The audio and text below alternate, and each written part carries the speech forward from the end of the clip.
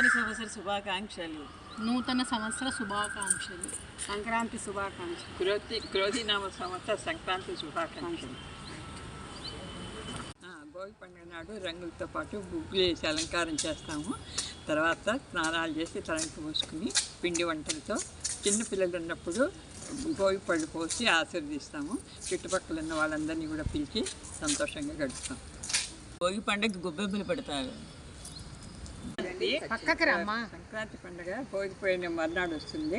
ఆ రోజు సంక్రమణం అని చెప్పి పెద్దవాళ్ళని తలుచుకుని దక్షిణ సమర్పించుకుంటాము. తర్వాత పిల్లలకి కొత్త బట్టలు కడతాము. మళ్ళీ మధ్యాహ్నం పిండి వంటలతో భోజనాలు అవి చేసి దగ్గరున్న దేవాలయాలకు అది వెళ్ళి దండం పెట్టుకుని వస్తాం. అదే సంక్రాంతి. భోగి తర్వాత సంక్రాంతి మూడో రోజు వచ్చేది కనుమ పండుగ. ఆ రోజు పెద్దలు చెప్పిన ప్రకారం ఏంటంటే కనుమ మినుము తినాలి అంటారు. ఆ రోజు గారెలు చేసుకుంటాము. ఈ మామూలు సంక్రాంతి స్పెషల్ వాళ్ళు కూడా ఆ రోజు గారెలు చేసుకుని తింటారు. ఆ రోజుతో పండగ అయిపోతుంది.